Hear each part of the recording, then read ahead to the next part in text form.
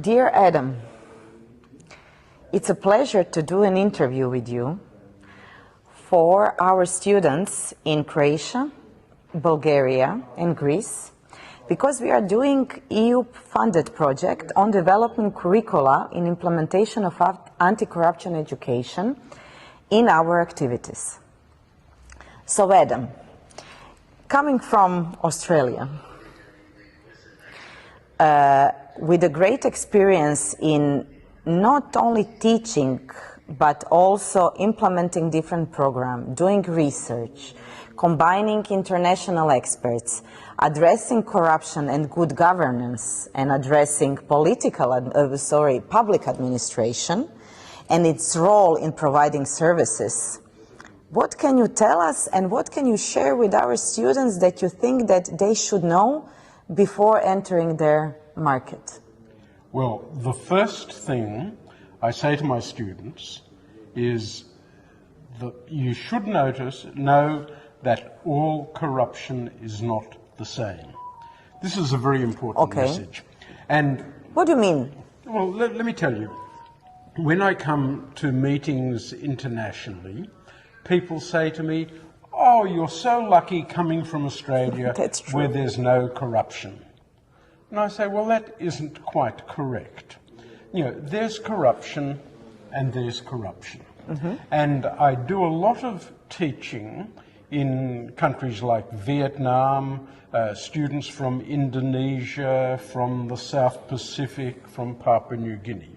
And the picture of corruption in those countries is different to the picture of corruption in Australia, which is different to the picture of corruption in Croatia, Bulgaria, and Greece. So all corruption is not the same. It is interpreted differently, it is assessed differently, and it has very different impacts. For example, in a country like Australia, or in New Zealand, or the Netherlands, or Denmark, people get very, very upset about things that wouldn't raise an eyebrow in Papua New Guinea or Vietnam. A politician who claims 3 days of travel allowance and only travels for 2 days. Mm-hmm. You know, people think, what's the big deal? Who cares? You know, we don't have a situation where politicians in Australia loot the treasury, put money into offshore bank accounts. We don't have a situation where bagfuls of cash are given to politicians. But we do have situations where politicians don't get rich, but their cronies, their friends may get rich because contracts are done in certain ways or whatever. In many countries, this is fully acceptable. In many countries, if you're a civil servant and you don't get a job for your cousin, you are a disgrace to your family.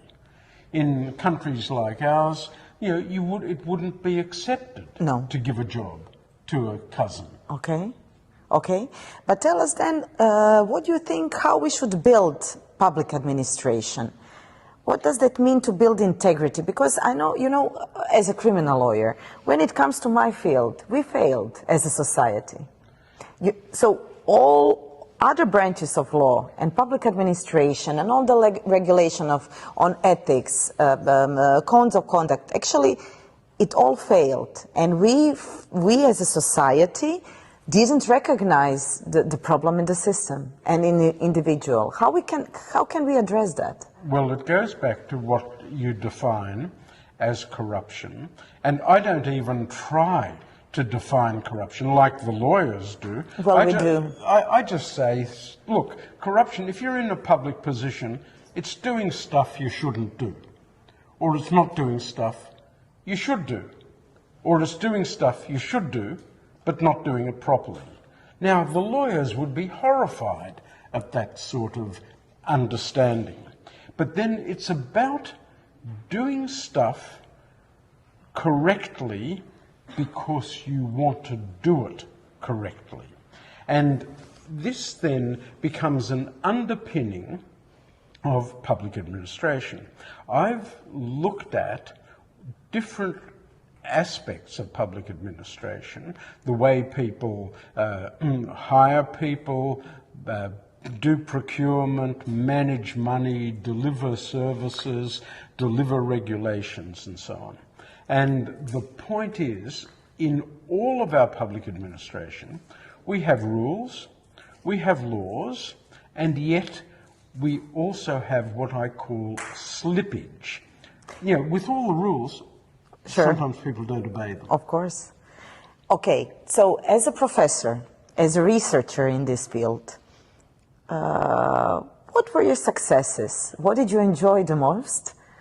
What is fun part of teaching anti-corruption?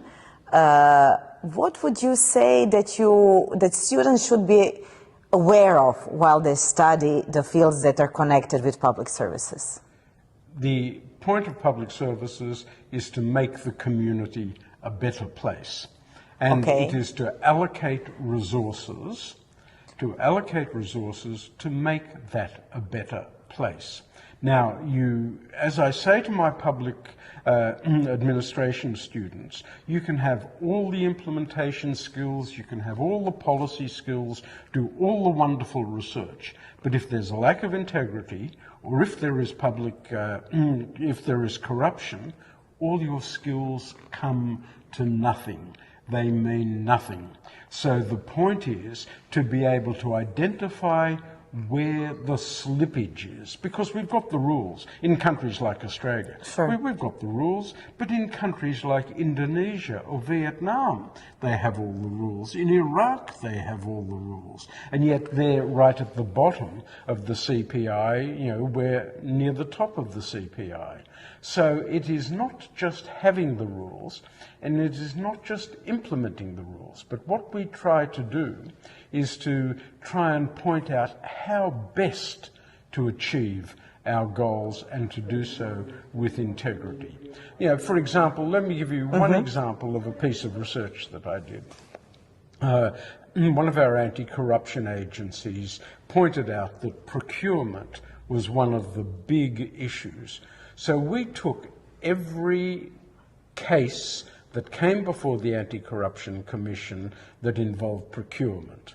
We did this over a 25-year period. There weren't a lot of cases. Okay. You know, there were less than 50 or 60, you know, 2 a year maybe. That's a great number, though. That came, but we analysed, we used 12 different variables to start to analyse how this came about. What were the opportunities? Who noticed? You know, how was it evaded? Was the person a high-ranking person or a low-ranking person? Was the initiative from within the civil service, or was it from outside, or was it joint? So we did all of this, and I published this paper it was called Mapping Corruption in Procurement, and it's been cited a lot. It's just one of the practical things. When I teach my courses, then I do a matrix that involves procurement, but it also involves public finance and various other things. And what I do is, in the matrix, I say, well, you know, give us an example and try and give me examples of how it might be harder to be corrupt in this area. How might you be able to increase the risks of being caught? And how would you reduce the rewards? How would you raise awareness about the issue? You know, how would you communicate it?